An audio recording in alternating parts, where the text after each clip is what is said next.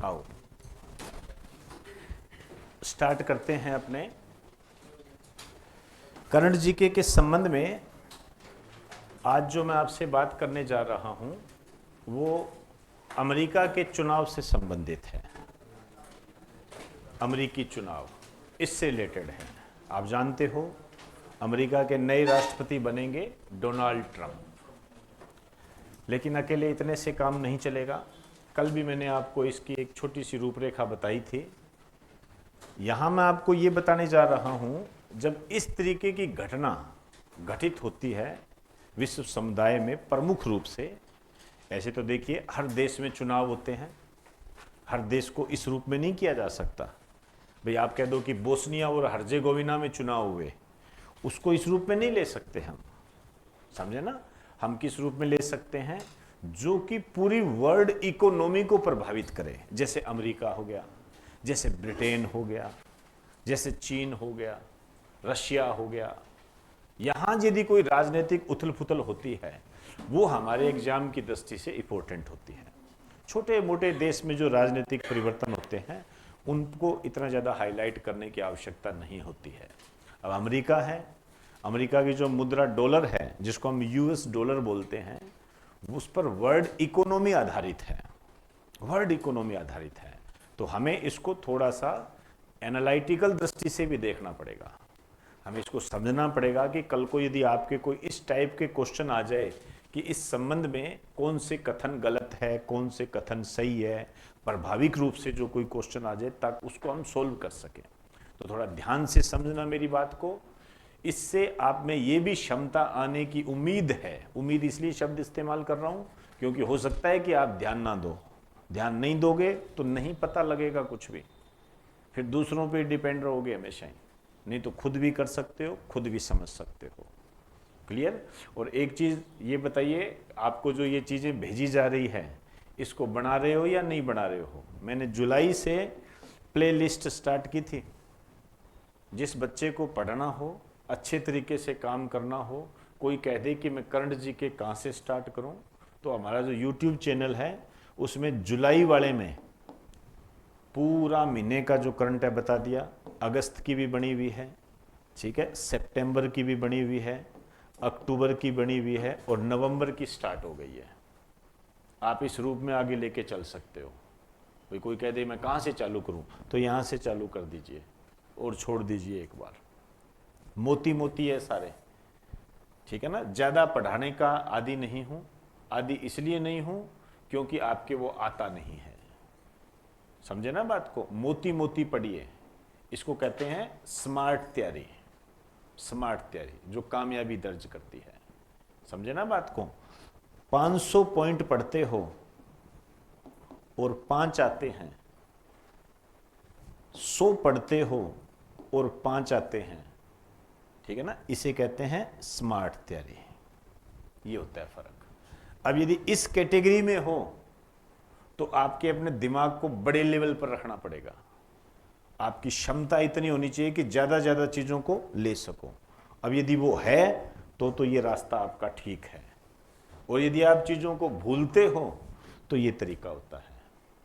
और ये तरीका आज तक जितना मैं समझता हूँ, मैंने ऐसे कोई सफल लोगों की सूची देखी नहीं है जिन्होंने इस तरीके को अपनाया हो। कभी इसको आजमाना हो तो जो आईएएस बनते हैं, आरएएस बनते हैं, इनके इंटरव्यूज़ देख लेना, अपने आप पता लग जाएगा, अपने आप पता लग जाएगा आपको। एक शब्द होता है जो श्रुति शर्मा आईएएस टॉपर, उन्होंने कहा था सीमित सामग्री।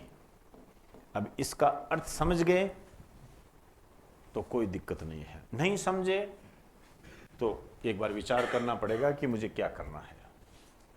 सीमित सामग्री, आपका जो कंटेंट है पता होना चाहिए इतना है, सीमित, ठीक है ना, ये होना चाहिए। और दूसरी लाइन क्या कही, बार बार पढ़ो, एक ही चीज को बार बार पढ़ो।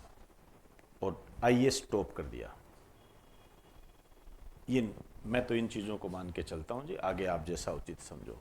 अब जो मैं अमेरिका ये करवाने जा रहा हूं, सबसे पहली बात तो जो बच्चे वर्ल्ड ज्योग्राफी कर चुके हैं उसमें ऐड कर लो। क्योंकि बदल गया ना, बदल जाएंगे सर। अब कब बदलेंगे, क्या बदलेंगे, वो अभी बात करते हैं अपने। एक तो देखिए हमारे पास जो न्यूज़ है वो है अमेरिका के राष्ट्रपति चुनाव। हेडिंग डालते रहो, साथ साथ लिखते जाना है भाई, ध्यान रखना। अमेरिका के राष्ट्रपति चुनाव, मैं क्वेश्चन बताता जाऊंगा, ठीक है। जो क्वेश्चन पहले आए हुए हैं उनको मोस्ट टू मोस्ट इंपोर्टेंट लगा लेना, ठीक है ना। पहले जिस रूप में आए, जैसे मान लीजिए बराक ओबामा राष्ट्रपति बने तो वो रूप था उनका, अब वो बराक ओबामा वाला तो रहेगा नहीं, लेकिन उसको हम डोनाल्ड ट्रंप के साथ जोड़कर तो देख सकते हैं, तो वो इंपॉर्टेंट होते हैं ये। तो राष्ट्रपति चुनाव हुए, अमेरिका के राष्ट्रपति चुनाव। अब देखिए इसमें आपको इस टॉपिक को तैयार कैसे करना है, ये पॉलिटिकल सिस्टम है, समझे ना, ये पॉलिटिकल सिस्टम है। यहां पर एक तो आपको ये ध्यान रखना है कि अमेरिका की भौगोलिक व आर्थिक स्थिति,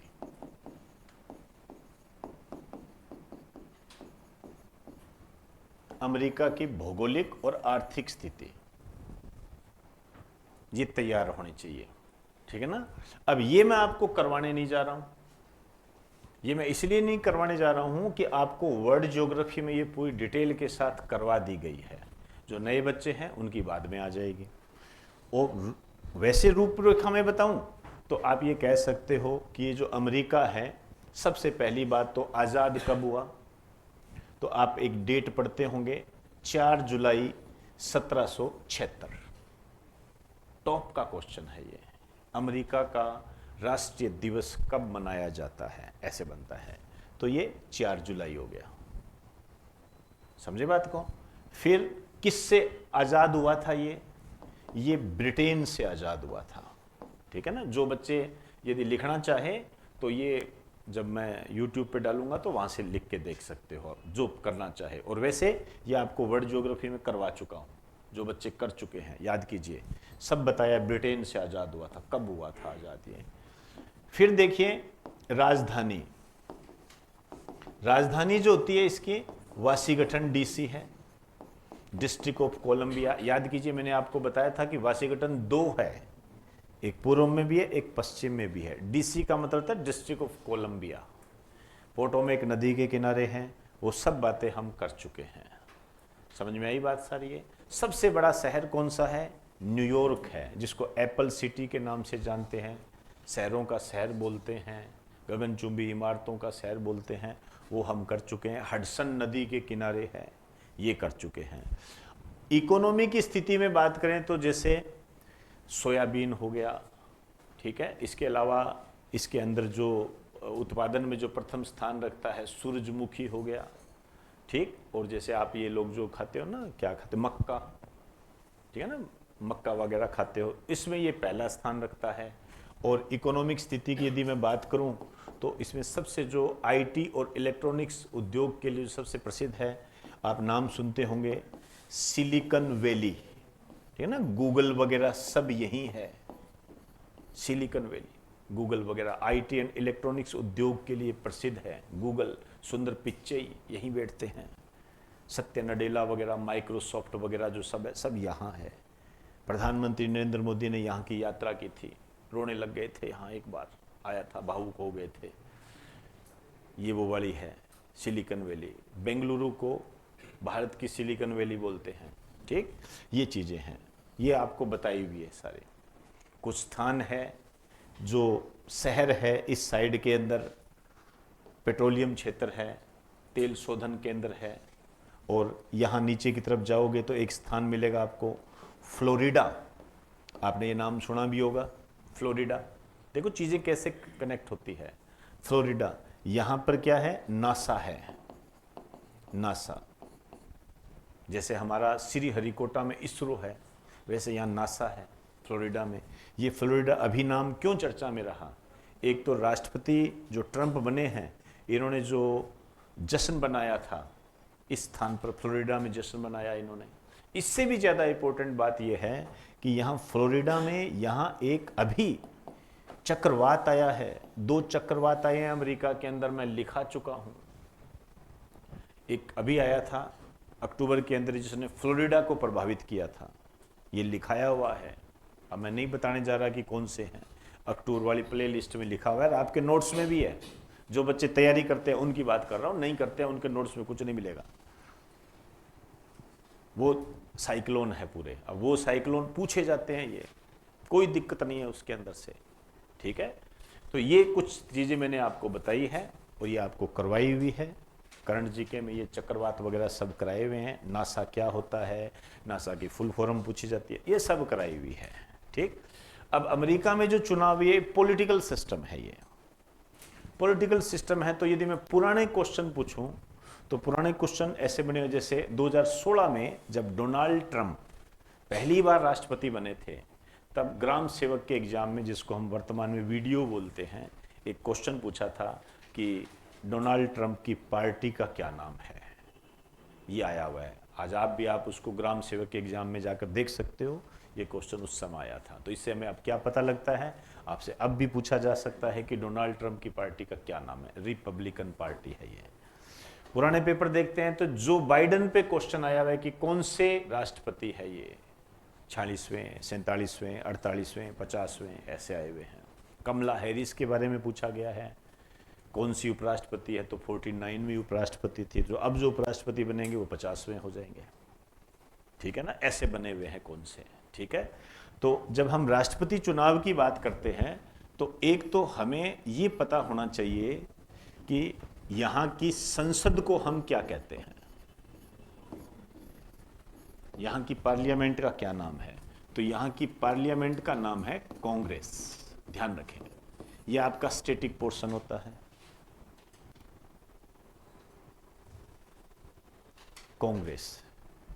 और जैसे हमारे यहाँ पार्लियामेंट होती है तो उसके अंदर उच्च सदन होता है एक, और एक निम्न सदन होता है। जैसे हम उच्च सदन में क्या लिखते हैं, राज्यसभा, ठीक है। यहां क्या लिखेंगे हम, सीनेट। ये सीनेट होती है, ठीक है ना। इसकी तुलना आप भारत में राज्यसभा से कर सकते हो। और यहां हम क्या लिखते हैं भारत के संबंध में, लोकसभा। इसको हम बोलते हैं house of representative, house of representative, house of representative बोलते हैं। अब देखिए, आपको जैसे हम यहां पढ़ते हैं कि राज्यसभा में सीटें, अधिकतम सीटें 250, लोकसभा की सीटें अधिकतम 543 पढ़ते हैं ना अपने। ये भाई 2 पहले एंग्लो इंडियन होते थे, उनको हटा दिया गया, ये है ऐसे। तो यहां पर आपको सीटों के बारे में जानकारी होनी चाहिए। जैसे जो सीनेट की सीटें हैं, ये है 100 सीनेट की सीटें हैं यहां पर, ठीक। और जो उसकी सीटें हैं, लिख दीजिए 435,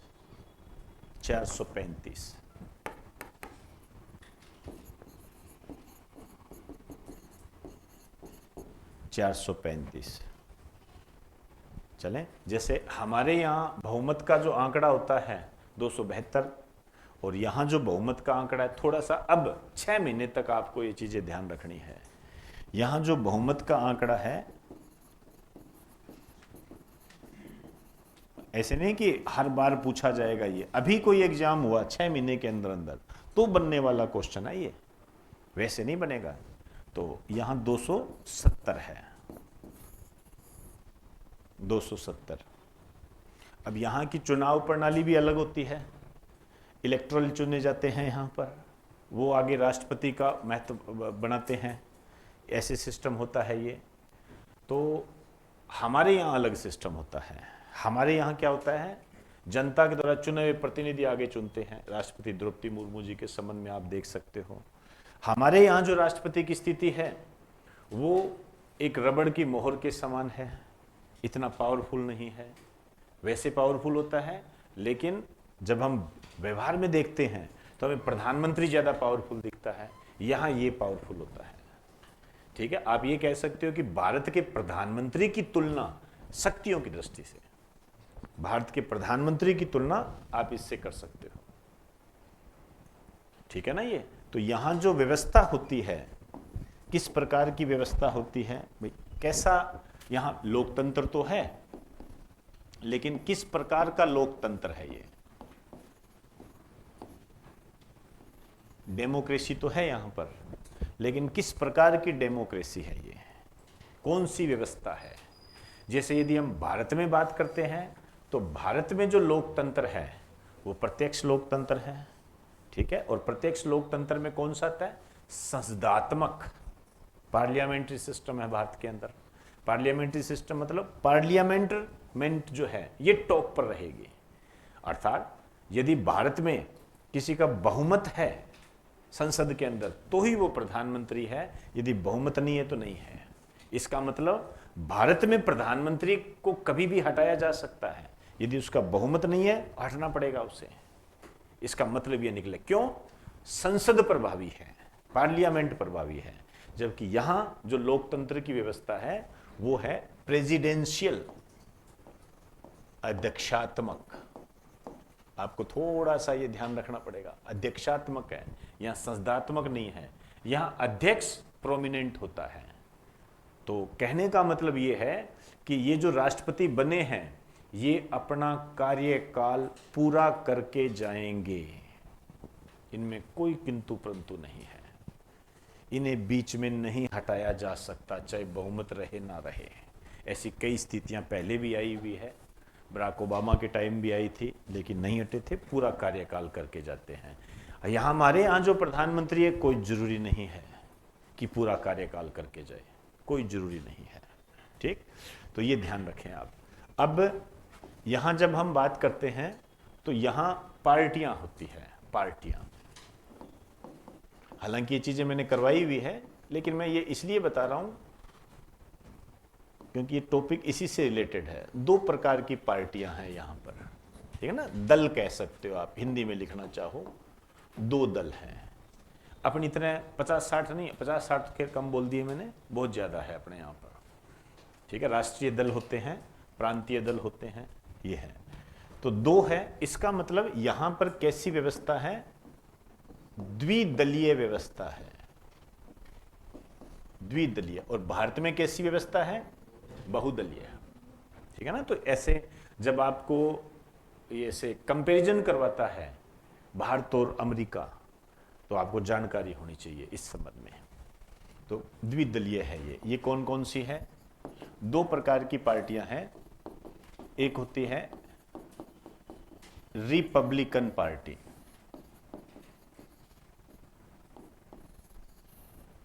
दूसरा होता है डेमोक्रेटिक पार्टी।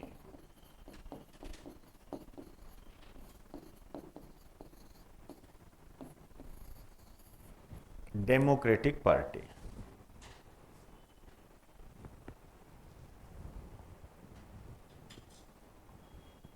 चले। दुनिया में दो तरीके के विचार चलते हैं। एक विचार होते हैं दक्षिणपंथी विचार, एक होते हैं वामपंथी विचार। तो ये जो है रिपब्लिकन पार्टी, इसका जो आधार है दक्षिणपंथी है, ये साउथ ईस्ट कह सकते हो इसको इंग्लिश के अंदर। और ये जो है इसका जो आधार है, विचारों का जो आधार है, ये है वामपंथी। इसको लेफ्टिस्ट कह सकते हो आप, इसको लेफ्टिस्ट कह सकते हो, इसको वामपंथी विचार है इसके लिए। ठीक, अब आप देखिए ये डेमोक्रेटिक है, रिपब्लिकन है, वामपंथी है ये। अब इनमें क्या होता है, विचार क्या है, कैसे विचार है। देखो ये जो होते हैं दक्षिणपंथी, ये क्या होते हैं, ये एक तरीके से आप ये कह सकते हो कि कट्टरवादी कह सकते हो। अब कट्टरवादी का अर्थ आप गलत मत निकाल लेना। कट्टरवादी का मतलब है मेरा मेरे लिए, मेरा मेरा है भैया, तू तेरा देख ले, ठीक है, मैं तो मेरा देखूंगा। मेरे को जिसमें फायदा होगा मेरे को तो वही चीज अच्छी लगती है। ये दक्षिणपंथी होते हैं। अपने को महत्व देना, खुद को महत्व देना, दूसरे की हमें नहीं पता जी, हम दूसरे से ऊंचे हैं। ये दक्षिणपंथी विचार होते हैं।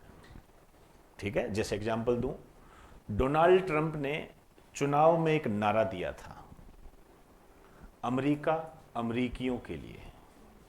अब देखो, इसको मिलान करो उस विचार को, अमेरिका अमेरिकियों के लिए।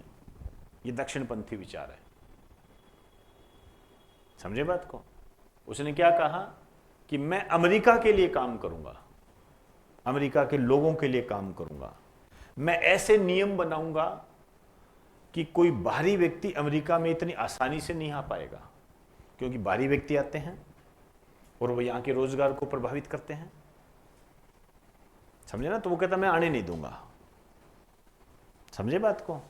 अब जैसे यहां भारत से इसकी तुलना कर दीजिए, भारत में कौन सी पार्टी इस विचारों की होगी? हमारा है हिंदुत्व, राष्ट्रवाद। ठीक है ना? बाहरी लोगों को आने नहीं दूंगा, नागरिकता संशोधन अधिनियम, ये यहां के, वो उधर वाले मैं इधर लाऊंगा, इधर वाले उधर लेके जाऊंगा। आप देखते जाइए, विचारों को देखिए। समझे बात को? और तो फिर मोदी के मित्र कौन है? Donald Trump. जो बाइडेन तो नहीं थे। समझे ना बात को? तो दो विचारों वाले व्यक्ति आपस में दोस्ती होंगे। इनको ऐसे समझा करो, विचार कोई गलत नहीं है। ये जीत गया ना, अपने वाला भी तो जीत जाता है इन्हीं विचारों पर। समझे ना बात को? विचार कोई गलत नहीं है। जिस लोग, जो समुदाय है उसमें जिस विचार को मानने वाले लोग ज्यादा है, मतलब वो जीत जाएगा, और कम है नहीं जीतेगा। अपनी अपनी पसंद है, इसको आप ऐसे समझ सकते हो, कोई किस रूप में सोचता है। ठीक है ना? ये अब ये जो है ये उदारवादी होते हैं, ये सबको साथ लेकर चलते हैं, सबको साथ लेकर चलते हैं ये। ठीक है? अब इसकी तुलना आप यदि भारत से करना चाहे तो कांग्रेस पार्टी से कर सकते हो, सबको साथ लेकर, हिंदू मुस्लिम सब एक है, क्यों लड़ाते हो भाई तुम लोग, किस लिए लड़ाते हो? ये कभी ऐसे कोई बयान जारी नहीं करेगी। ये करना, ये लड़ाने में वैसे मत समझना कि ये लड़ाती है या ऐसे नहीं करती। मतलब टकराव की स्थिति तब पैदा होती है जब हम ये कहते हैं मेरा है, हाथ लगा के देख। टकराव वो कॉमन सेंस है, ये होगा ही होगा टकराव। इसमें आपने ये नहीं कह सकते कि कोई गलत है या सही है, टकराव होगा ही होगा, इसमें कोई दिक्कत नहीं है। आज आप देख रहे हो बांग्लादेश में हिंदू मंदिर तोड़े जा रहे हैं, कनाडा में हिंदू मंदिर तोड़े जा रहे हैं। आपको क्या लग रहा है? आपको ये लगता है कि यार ये हिंदू मंदिर तोड़े जा रहे हैं, यार इसका मतलब हमारा वर्चस्व खतरे में है, हिंदू खतरे में है, हिंदुत्व खतरे में? ऐसा नहीं है, क्योंकि हम भी ये चीज यहां कर रहे हैं। जब हम करेंगे, हमारे यहां नहीं चलता हिंदू मुस्लिम, तो फिर उसका प्रभाव दूसरों पर तो पड़ेगा ही। हम पढ़ते थे स्कूल में, नवोदय में पढ़ते थे, तो स्टूडेंट का क्या है, ट्रांसफर होता था। कुछ स्टूडेंट मणिपुर जाते थे और कुछ स्टूडेंट मणिपुर से राजस्थान में आते थे। मतलब एक दूसरे की संस्कृति को हम जान सके। उद्देश्य तो बहुत बड़ा था इसका, उद्देश्य तो बहुत बड़ा था। लेकिन आप देखिए, ये मेरे सामने की बात है, हम खुद इसके हिस्से थे। पहले फोन तो होते नहीं थे, पोस्ट कार्ड होते थे, तो हमारे जो वहां लड़के जाते वो भेजते हुए, आज चेतराम को इन मणिपुरियों ने पीट दिया है, तो लेटर आ जाता इधर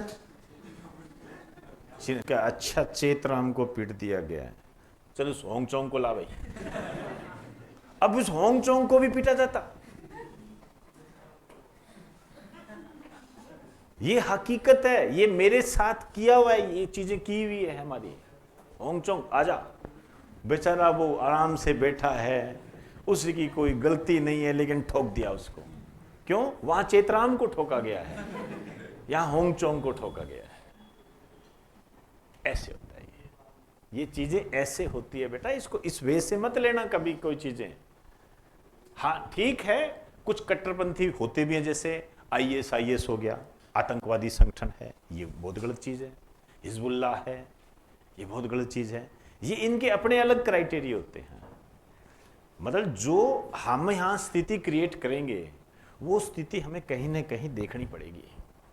ये होता है, ये कभी जरूरी होता है ये चीजें, क्योंकि इसे ही तो संतुलन बोलते हैं। इसको जैसे हम पढ़ते थे, मणिपुर वाले को हम पीट देते थे, राजस्थान वाले को बेचारा चेतराम वहां पीट जाता था, तो संतुलन होता है, बैलेंस होता है ये। खैर आप समझ गए होंगे। तो ये विचारों की पार्टी है। अब आ जाइए इधर। अब जो राष्ट्रपति बने हैं, ठीक है ना, पहले तो ये लिखो राष्ट्रपति भवन, कॉमन क्वेश्चन है मेरे हिसाब से, आप सभी जानते ही हो। White house, white house.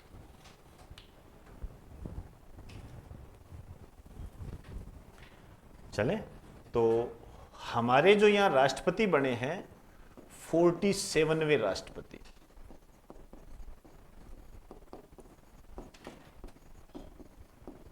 Donald Trump. Donald Trump. अब देखो यहां ध्यान रखना है, आपने ध्यान रखना है ये चीजें। एक तो सबसे पहले तो इनकी पार्टी, कौन सी पार्टी है?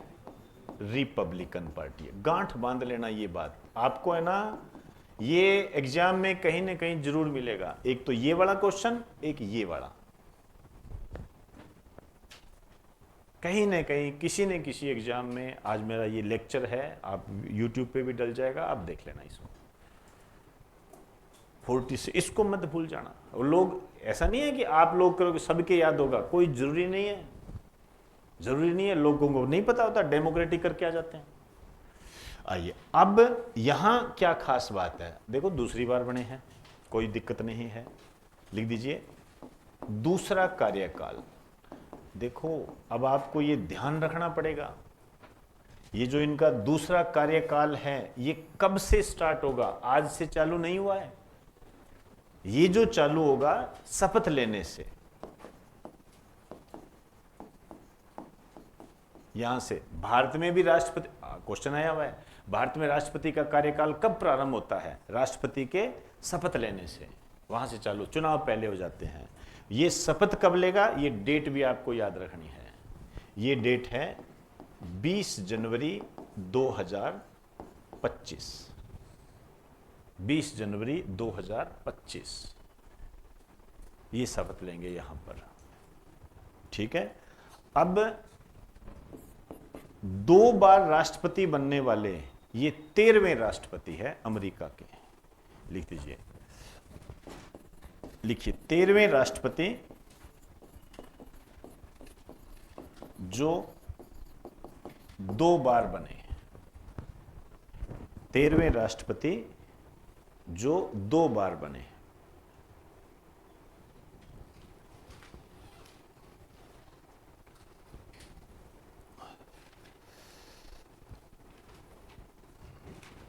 चले आइए अब देखो एक बात और है यहां पर, जैसे बराक ओबामा, ठीक है ना। बराक ओबामा जब बने थे तो पहला कार्यकाल, दूसरा कार्यकाल लगातार था, इनका लगातार था, लेकिन इनका लगातार नहीं है, ठीक है ना। इससे पहले डेमोक्रेटिक के जो बाइडेन है, ठीक है ना।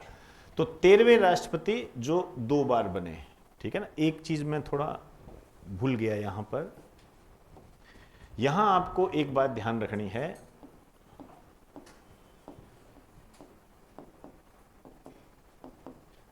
पहला कार्यकाल, इनका जो पहला कार्यकाल था ये ध्यान रखना, बहुत गंदा फंसाएगा।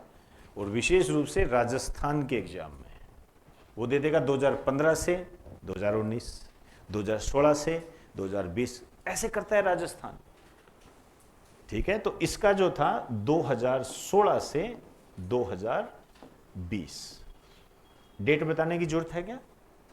डेट कौन सी हो जाएगी? 20 जनवरी, ठीक है ना। ये है इसका कार्यकाल। और 2020 से 2024 तक कौन रहा? जो बाइडन।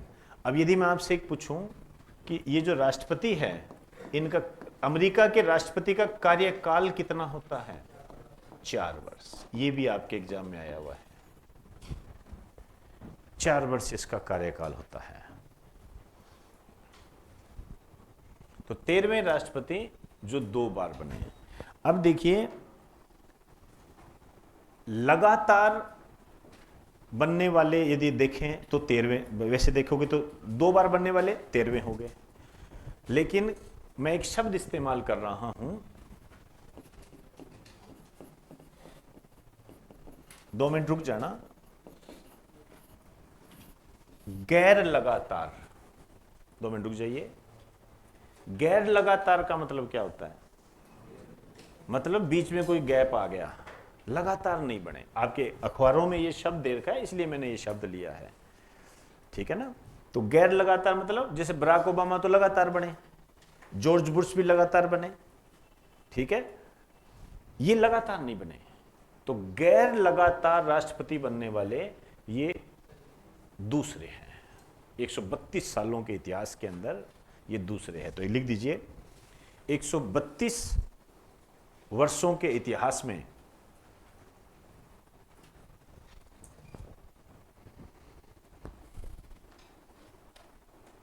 132 वर्षों के इतिहास में गैर लगातार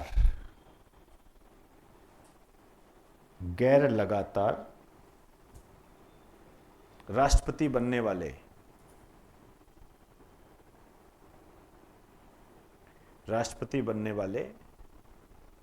पहले राष्ट्रपति, नहीं पहले लिखो। अमेरिका तो 1776 में आजाद हो गया था, मैं तो 132 साल की बात कर रहा हूं। पहले राष्ट्रपति। अब 132 वर्ष से पहले एक नाम है, एक स्टार्ट डाल के लिख लीजिए। इससे पहले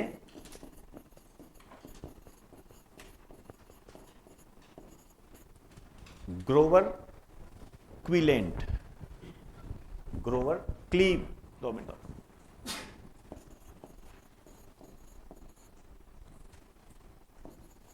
इससे पहले ग्रोवर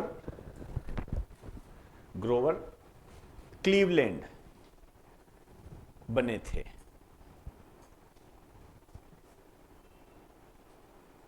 ग्रोवर क्लीवेलैंड बने थे। ये कब बने थे? ये 1884 में बने थे और एक 1992 के अंदर। 4 साल का गैप आ रहा है ना, देखो।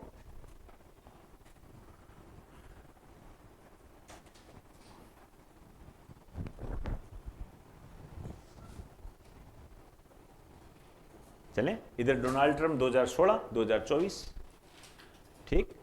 आइए, एक ये हो गया। अब आ जाइए, डोनाल्ड ट्रंप के बारे में ही है।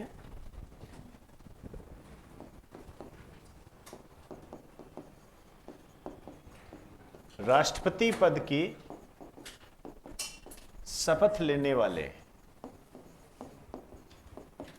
राष्ट्रपति पद की शपथ लेने वाले अमेरिका के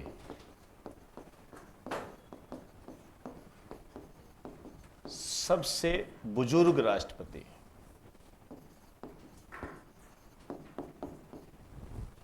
सबसे बुजुर्ग राष्ट्रपति। ध्यान रखें, मैं शपथ लेने की बात कर रहा हूं। वैसे तो सबसे बुजुर्ग जो बाइडन है, मैं शपथ लेने की। अब जो वो शपथ लेंगे 20 तारीख को, 20 जनवरी को जब वो शपथ लेंगे, तो इनकी एज होगी 78 साल और लगभग 212 दिन, 200 दिन के आसपास। 78 साल, ठीक है, ये हो गए। ये चीजें हैं सारी, 78 साल। और जो बाइडन जो अभी है, जब ये कार्यकाल खत्म होगा तो 82 ईयर के हो जाएंगे, ठीक है ना। तो ये भी जो पूरा होगा तो पार कर जाएगा। तो इसमें ज्यादा गणना करने की आवश्यकता नहीं है, ठीक है ना। आप ये पॉइंट ध्यान रखो कि शपथ लेने वाले अमेरिका के सबसे बुजुर्ग राष्ट्रपति है ये। साल वगैरह वैसे पूछते नहीं है। अभी जो ये शपथ लेंगे, लिखना चाहो तो लिख दीजिए 78 ईयर, हालांकि ईयर वगैरह ऐसा कुछ भी नहीं पूछे, कुछ दिन भी आगे।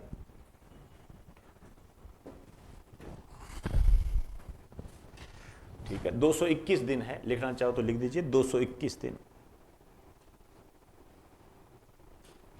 221 दिन। ठीक है, एक छोटा सा स्टार डाल के लिख दो। जो बाइडेन ने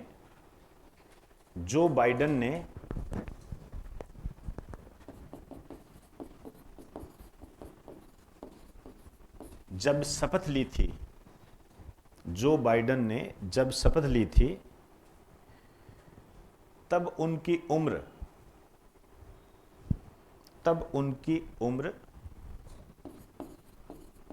78 वर्ष 61 दिन थी। 78 वर्ष 61 दिन थी।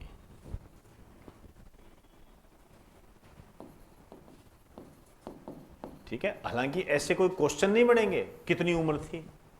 ये मैं आपको इसलिए कह रहा हूं ताकि आप दिग्भ्रमित ना हो जाओ, समझे ना, दिग्भ्रमित ना हो जाओ।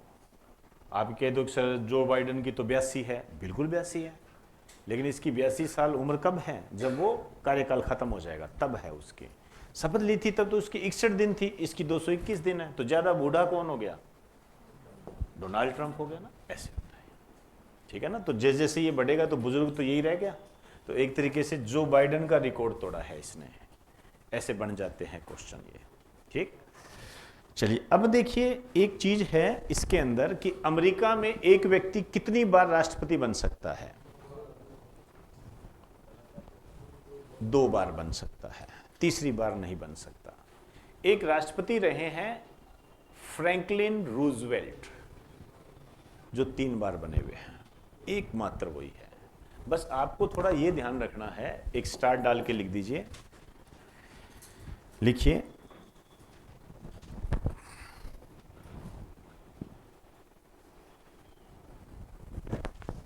ऐसे लिखो, अमेरिका के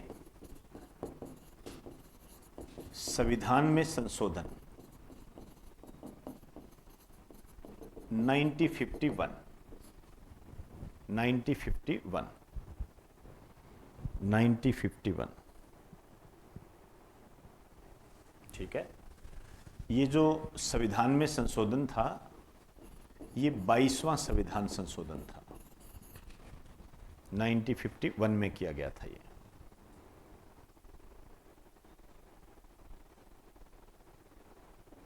क्लियर? अब इसमें यह बात कही गई कि अमेरिका में एक व्यक्ति केवल 2 बार राष्ट्रपति बन सकता है। ठीक है, भारत में कितनी बार बन सकता है? 2 बार या 3 बार या कितना है? 3 बार या 4 बार? कितनी बार भी बन सकता है, अनलिमिटेड है। ध्यान रखना, 2 मिनट में कंफ्यूज हो जाते हो। इसमें लिखिए, इसके तहत यह प्रावधान किया गया, इसके तहत यह प्रावधान किया गया, इसके तहत यह प्रावधान किया गया कि अमेरिका में एक व्यक्ति केवल 2 बार राष्ट्रपति बन सकता है।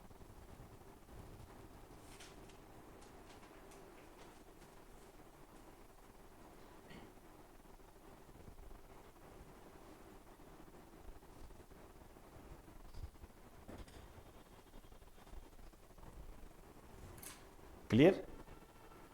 तो 2 बार ही बन सकता है, ध्यान रखना ये। और 2 बार बनने वाले टोटल कितने हैं? 13। समझ गया ना, 13। और जो ग्रोवर क्लीवलैंड है वो एक अंतराल के बाद बने थे, 1884 और 1892, ऐसा। यहां पर एक नोट डाल के लिख दीजिए, अमेरिका के एकमात्र राष्ट्रपति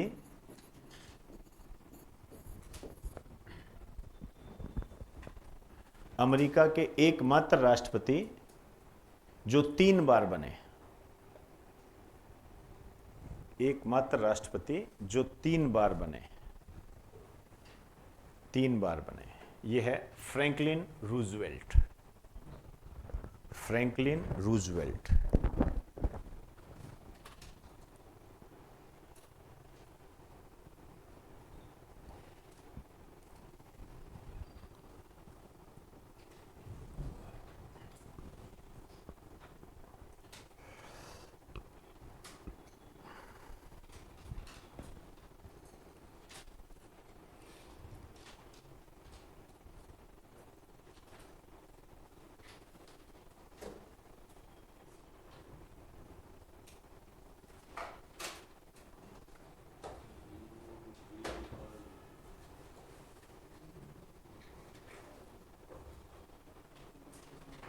चले, आइए, ये हो गया इनके बारे में।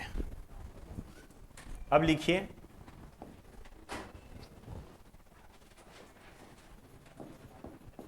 अमेरिका के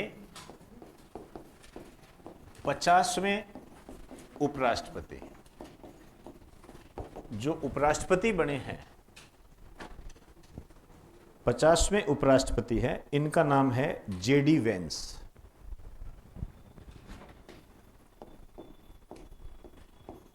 जेडी वेंस।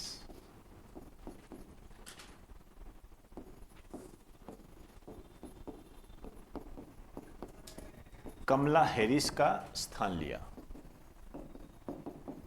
ये जानबूझकर आपको मैं लिखा रहा हूं, हालांकि आपको पता है, आपसे पूछा जा सकता है कि अमेरिकी चुनावों में डेमोक्रेटिक पार्टी की तरफ से कौन खड़ा हुआ था अभी 6 महीने के अंदर अंदर एग्जाम में आए, तो कमला हैरिस। क्यों?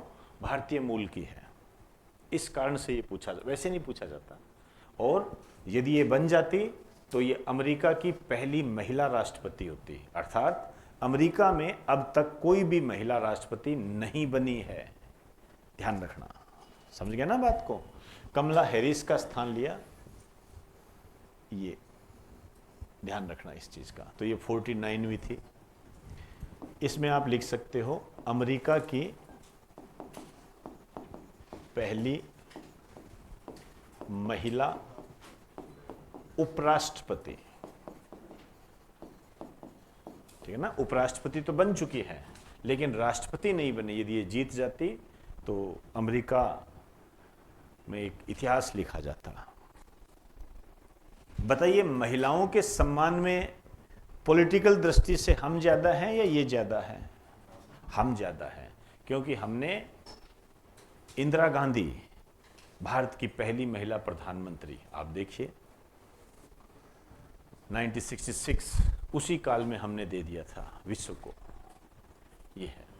ठीक। एक चीज और ध्यान रखना, अभी जो चुनावों के दरमियान चर्चा में रहे, अमेरिका के राज्य, हालांकि ये जनरल जीके में आपको करवाया हुआ है और पुराने पेपर देखते हैं तो खूब आता है, यहीं पर याद कर लेना। अमेरिका के टोटल 50 राज्य हैं, 50 राज्य हैं।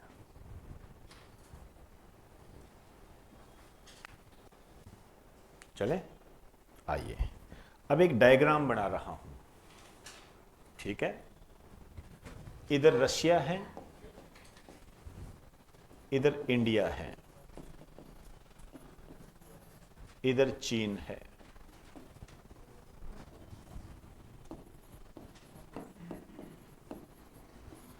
इजराइल है। ठीक। भारत के संबंध में आपको देखना है, और यहां जब आप देखोगे इस साइड में, वैसे तो उस साइड में भी लेके जा सकते हो, लेकिन मैं वो जो वर्ल्ड मैप होता है ना अपना, जो आपके एटलस के अंदर है, उस आधार पर कर रहा हूं। यहाँ इस साइड में ये चीजें आ जाती है, फिर इस साइड में चलते हैं तो यहाँ अमेरिका आ जाता है वर्ल्ड मैप के आधार पर। तो यहाँ डोनाल्ड ट्रंप आ गए हैं। ठीक है, देखिए डोनाल्ड ट्रंप जो आए हैं, अमेरिका जो है क्या स्थिति है, ये जो इजराइल है, ठीक है ना, इसके दोस्त हैं। इजराइल के दोस्त है, जो बेंजामिन नेतन्याहू है ना, इजराइल के प्रधानमंत्री, दोनों दोस्त हैं। यहां कौन है? मोदी जी। इसके भी क्या है? दोस्त हैं, लेकिन ये दोस्ती है, वो बिजनेसमैन है। अभी बात बताऊंगा आपको। ये तो हमने एक झंडा ले रखा है दोस्त, वो बिजनेसमैन है, और बिजनेसमैन सिर्फ बिजनेस का होता है, किसी का नहीं होता। अभी बात बताऊंगा, उसके स्टेटमेंट्स बताऊंगा। चीन का पूर्ण रूप से एंटी है, पूर्ण रूप से। इसका मतलब उत्तरी कोरिया का भी एंटी होगा, ठीक है। लेकिन जो व्लादिमीर पुतिन है, ठीक है ना, हालांकि अमेरिका और रशिया, इन दोनों के बीच में स्थिति अच्छी नहीं है, लेकिन दोस्ती के हिसाब से देखें तो अमेरिका के जो राष्ट्रपति डोनाल्ड ट्रंप बने हैं, इनकी व्लादिमीर पुतिन से दोस्ती है। समझ में आई बात सारी? अब देखिए कुछ स्टेटमेंट्स। अमेरिका क्या कहता है? अमेरिका कहता है इजराइल हमास संघर्ष रोक देंगे। स्टेटमेंट दिया था ना, हमारी सरकार बनती है तो विश्व में शांति कायम करेंगे हम रूस यूक्रेन युद्ध को रोक देंगे, इजराइल हमास वाले युद्ध को हम रोक देंगे। यदि थोड़ा बहुत भी अखबार पढ़ते हो, यूट्यूब देखते हो, क्यों रोक देगा? इसका दोस्त है। रूस यूक्रेन युद्ध को क्यों रोक देगा?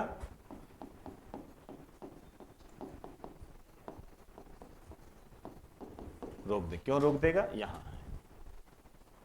ठीक है। ये है, ये डोनाल्ड ट्रंप के संबंध में बता रहा हूं मैं आपको, मैं यहां लिख भी देता हूं, डोनाल्ड ट्रंप।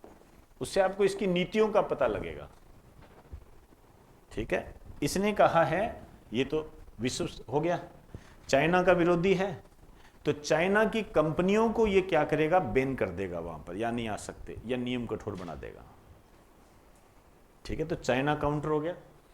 फिर चाइना की कंपनियां कहां जाएगी? इंडिया के अंदर। बहुत बड़ी बात होती है। आज यदि महेशनगर से राकेश मेहरा जीके क्लास से चला जाए तो राकेश मेहरा से ही पूछना पड़ेगा कि क्या स्थिति है। हम केवल इस बात को लेकर खुद को सांत्वना नहीं दे सकते, क्या है दूसरी जगह खोल लूंगा, ऐसे नहीं होती कोई चीजें। बहुत प्रभाव पड़ता है इन चीजों का। आज यदि मैं दूसरी जगह जाऊं तो क्या प्रभाव नहीं पड़ेगा? बिल्कुल पड़ेगा उसका। तो होता है, चीन को काउंटर करता है ये। और ये जो डोनाल्ड ट्रंप है, इसने कहा है अमेरिका अमरीकियों के लिए, ठीक है। तो भारत के लिए अच्छा प्रभाव तो यह है कि चाइना का एंटी है, ठीक है। विश्व समुदाय के लिए अच्छा प्रभाव यह है कि युद्ध रोक देगा। युद्ध रोकने से क्या होगा? सप्लाई अच्छी हो जाएगी। आज शेयर मार्केट क्यों गिरा हुआ है? शेयर मार्केट इसलिए गिरा हुआ है क्योंकि सप्लाई चेन बाधित है, युद्ध हो रहे हैं, चीजें आ नहीं रही है, तो शेयर मार्केट गिर गया। तो अभी आप देख लीजिए, जब डोनाल्ड ट्रंप जीता था तो एकदम से शेयर मार्केट ने उछाल मारी थी, आप अखबार में पढ़ा होगा। क्यों? इसने कहा मैं रोक दूंगा, तो कुछ लोगों ने विश्वास किया, क्या पता रोक दे, तो जंप कर गया, मार्केट में पैसा आने लग गया। ये अब ये कह रहा है अमेरिका अमरीकियों के लिए। इसका मतलब क्या है? अब भारत के संदर्भ में क्या है, ठीक है ना। यहां आपको मित्र की बात बताऊंगा, ठीक है ना। हम सोचते क्या है, होता क्या है। वो कहता है अमेरिका अमरीकियों के लिए।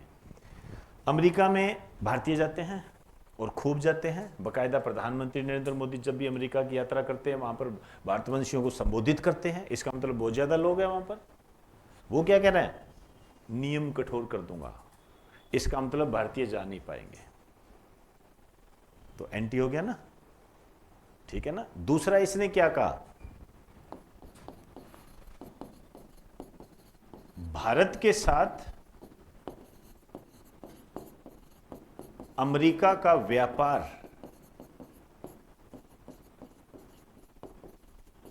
संतुलित करेंगे। यह सबसे महत्वपूर्ण बात है। आपको जानकर हैरानी होगी कि जो भारत है, भारत ये अमेरिका को निर्यात ज्यादा करता है, आयात कम करता है। कहने का अर्थ ये है कि भारत अमेरिका से वस्तुएं खरीदता कम है, बेचता ज्यादा है। तो फायदा किसको है? भारत को फायदा है। वो क्या कह रहा है? संतुलित करूंगा। और भारत को ये कह दिया है उसने कि भारत जो ये टैक्स लगाता है ना, इसको कम करे। यदि टैक्स कम हो गया तो भारत की इनकम कैसी हो जाएगी? कम। तो ये स्थिति है। तो इसको इस वे से मत लीजिए कि मोदी मित्र है। ये बिजनेसमैन भी है। और इसने 2 स्टेटमेंट के जरिए भारत पर जो पड़ने वाला जो नेगेटिव इफेक्ट है उसको पहले ही बता दिया। इसने कह दिया व्यापार को संतुलित करूंगा, मतलब भारत बैलेंस करे। ठीक है ना? अभी तो भारत को फायदा है क्योंकि भारत बेचता ज्यादा है, खरीदता कम है। इसको इस वजह से समझिए। ये 2 चीजें हैं, समझ में आ गई। ये वर्ल्ड सिनेरियो है। इस संबंध में आप देख सकते हो कि विश्व अर्थव्यवस्था में, राजनीति में क्या प्रभाव पड़ेगा। क्लियर होगी सारी चीज? चलिए जी, खत्म हो गया। आगे बात कल करेंगे।